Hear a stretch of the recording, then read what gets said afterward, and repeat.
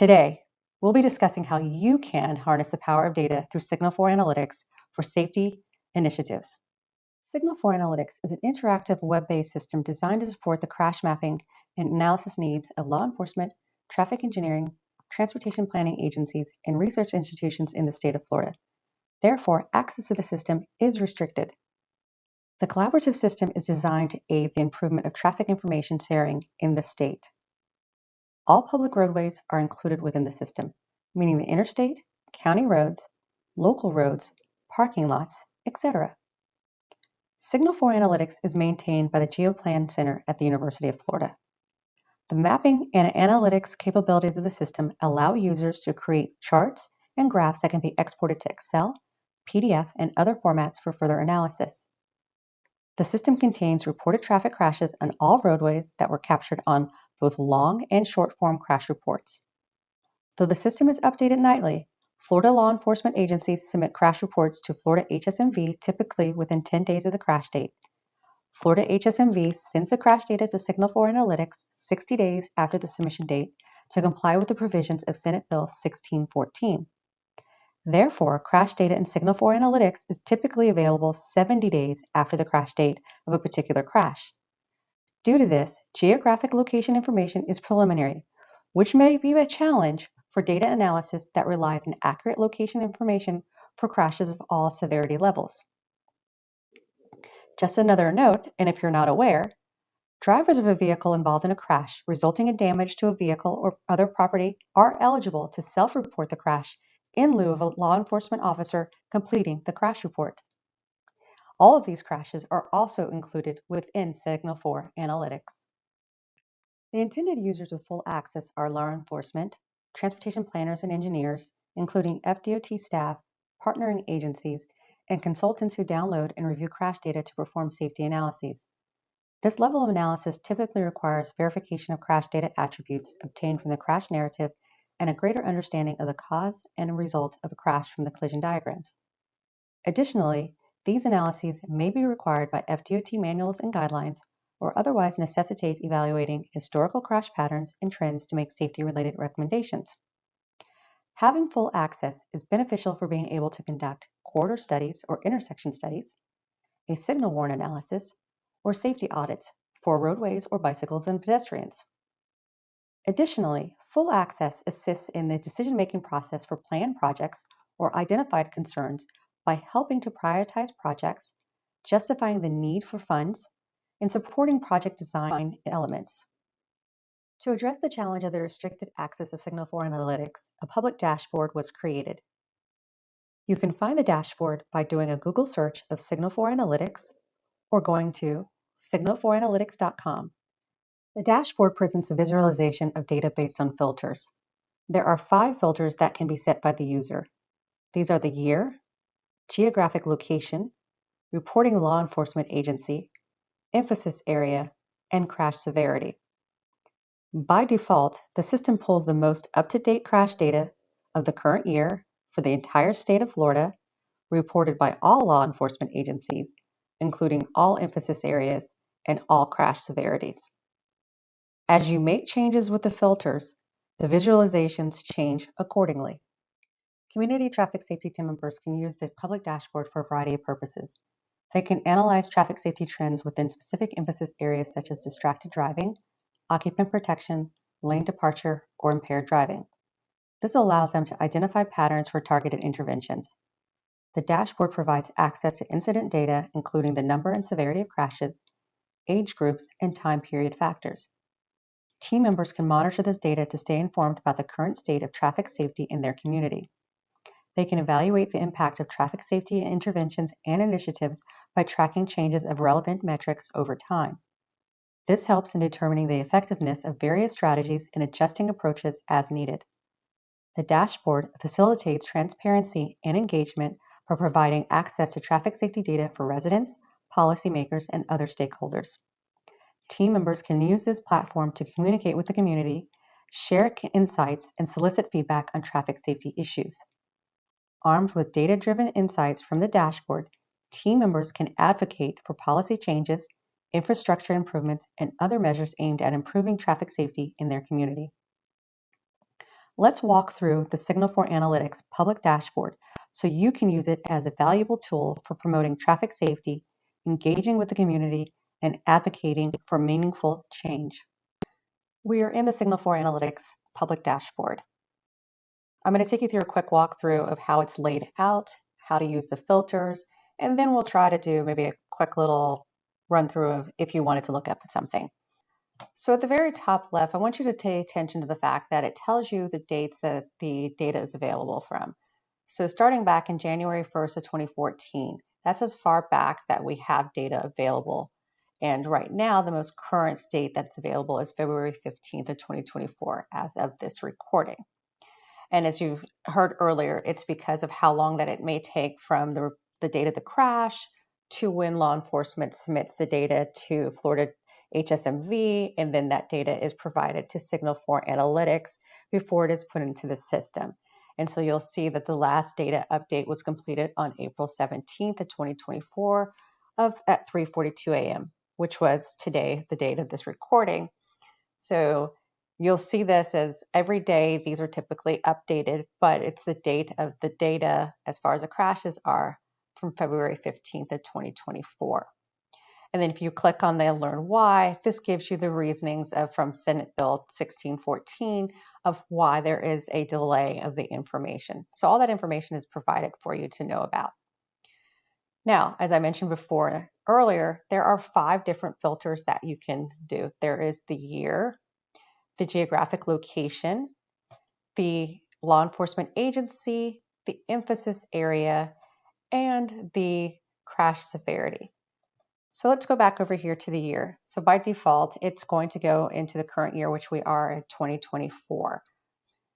You can go into this, click on the drop down, and you can go all the way back to 2014. Click on 2014, and the visualization is going to automatically update to show you all the data according to the year 2014. One of the things that I want you to know is back in 2014, most of the things we were doing was on paper. Law enforcement agencies were filling out the crash reports on paper, and not all crash reports were required to be submitted to Florida's HSMV, especially those that were done on short forms. So the data may not be as full as we would like because not all of the crashes were required to be submitted. But now, as we're having our different team meetings, we are focusing on year 2023 because that is the most recent complete year of data. So during your team meetings, you're going to see that the meetings will be focusing on 2023. That does not mean you can't look at 2024 to start seeing if there's starting to be trends of things, because we are in the 4th month and start seeing how things are going. But I am going to focus back on 2023 so that you can just see numbers going. Let's move over to the geographical location. So by default, it starts with state of Florida. You can do the drop down. Again, it does have a long list of different locations. This is populated with every city, town, county. The DOT districts are already populated in here. Your MPOs, your TPOs, your universities are in here. So you can scroll down through the list to look through them, but you also have the option of start to type in something that you may be looking for. So if you're looking for Alachua County, or what'll come up, you realize there is a city of Alachua or the town of Alachua, and you have Alachua County.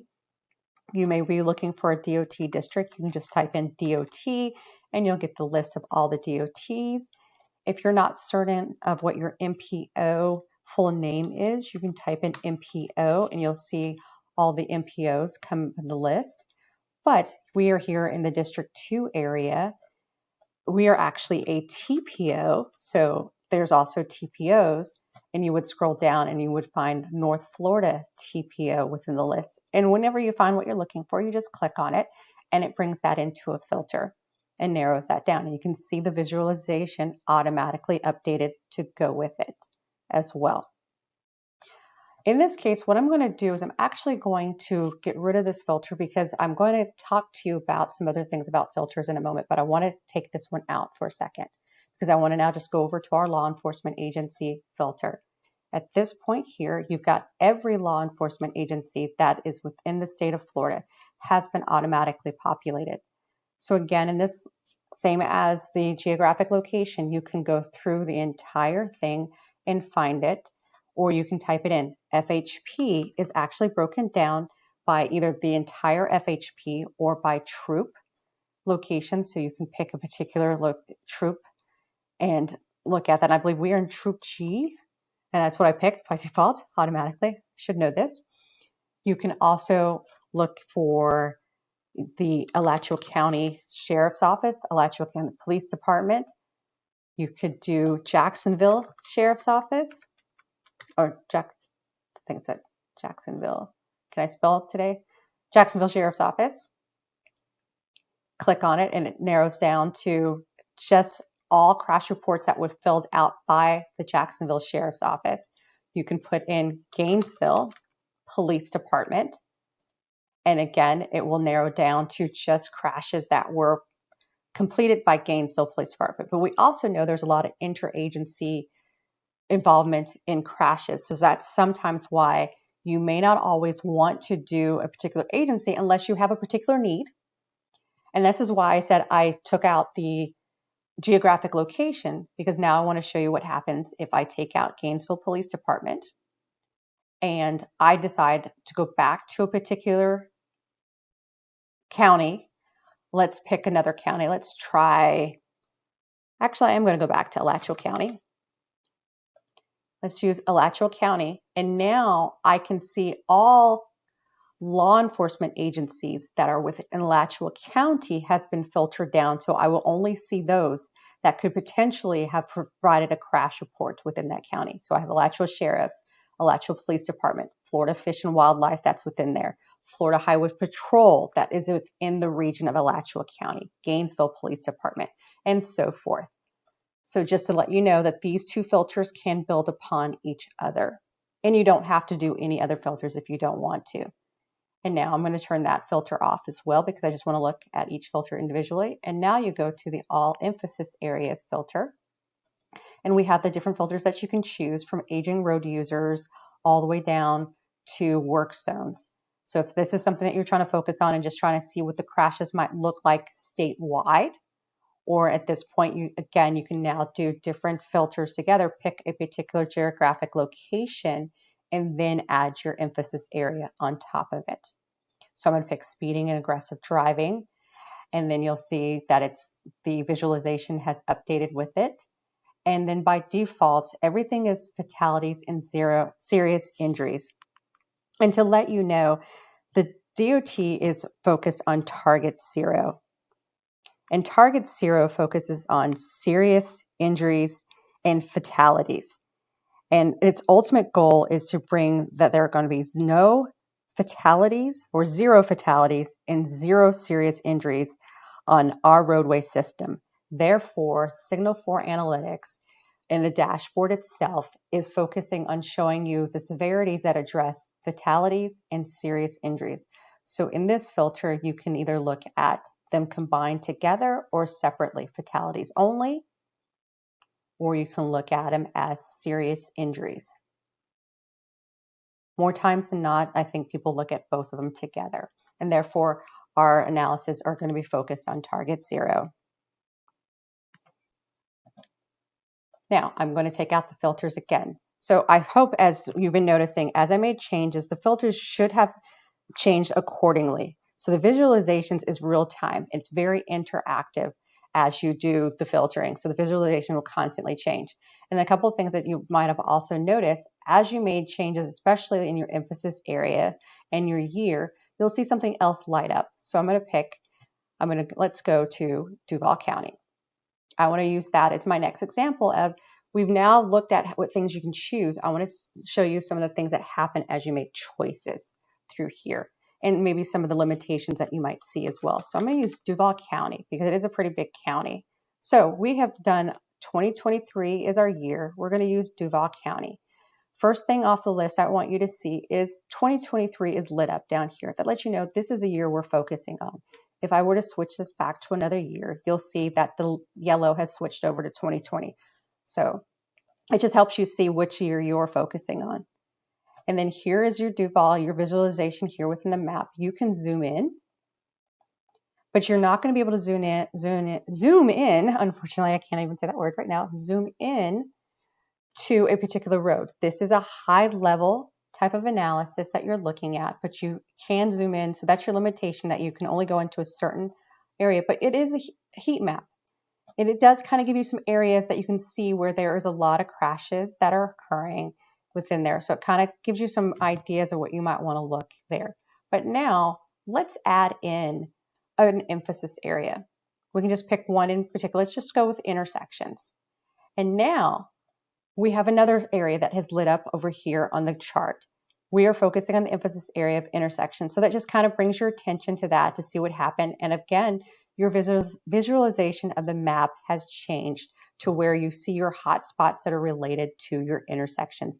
And you have some areas that have kind of lit up a little bit more, so you can zoom into those and maybe see where those are at.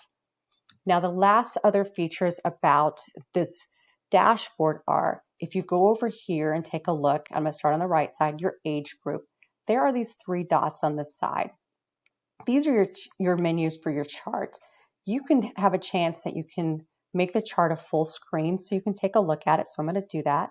I want a full screen image of that particular chart, so you can look at it and get more details. And I'm using this because then as you look at the chart, you can move your mouse across there and it makes the numbers larger. We can see I'm on the 45 to 54 age group, and it shows me that I had 29 serious injuries and 4 fatalities during that year. And so that's the information that you can get from it. So I'm going to escape out of that and go back to the full thing. But also, if I go back to those 3 dots again, you can now also download any of these charts that you see in a PNG format, a JPEG, or PDF format, so that you can use this as a part of a presentation, share it with others, that you can start your discussions or your planning for how you can address the issues as you see them. Trying to think if there's anything else relevant to this. So it's all dependent on what you are using it for. So as I was just showing you in particular for Duval County, one of the things I wanted you to really look at was the zoom in and everything here. Now, if I wanted to look at something for occupant protection, I might take a look at it. Now, let me look at maybe Alachua County. Yeah. I'm going to go back to Alachua County. And maybe I go to occupant protection in my list here. And again, I want to point out again here, as you're taking a look at occupant protection came out here, we're still 2023. We get a map of Alachua County right here. And just a couple of things that you can just look around, and maybe I want to look back at a different year because I want to look at this as how have we been progressing or doing better. Well, I could either do it here, but look, down here at the bottom, you have an annual map and shows you how has occupant protection been going for Alachua County. So you can use that right here. I just want you to know how does the different charts work for you. Then another thing is I'm going to pick maybe one of our rural counties. How about let's choose Madison County. And let's choose lane departure, because we know that can be an issue at different times. And maybe we'll find out, has this been an issue for one of our counties or not? And I like to look at this chart here. And you can either use it as by lane departure there, or even take lane departure out as an emphasis area. Start your beginnings of any part of your analysis is by picking your county and going, here is your breakdown of all your emphasis areas, and go back through. In this case, I would not use annually here. I would use here and go, okay, what is my priority type of emphasis area that has been happening, or my top 3, my top 5 each year? And I'll go back to 2022. Was lane departure still my main concern? Was it the same concern in 2021? Was it the same concern in 2020? This is how you would use your tool in some way. And I don't know if this was your concern or how it's been progressing, because I'm not at that level of analysis I'm going through right now. But I just wanted to show to you that these are high-level representations of the concerns. The dashboard allows us to start identifying trends, locations, and types of concerns to focus on. The need may be different for each community and for each professional or advocate to identify. So therefore, I would like for you to take the time, go through it. It has been provided through the state, through the University of Florida. We're here because we all want to be advocates and make certain that our roads are safe. And I hope that you will take the time to go through the dashboard.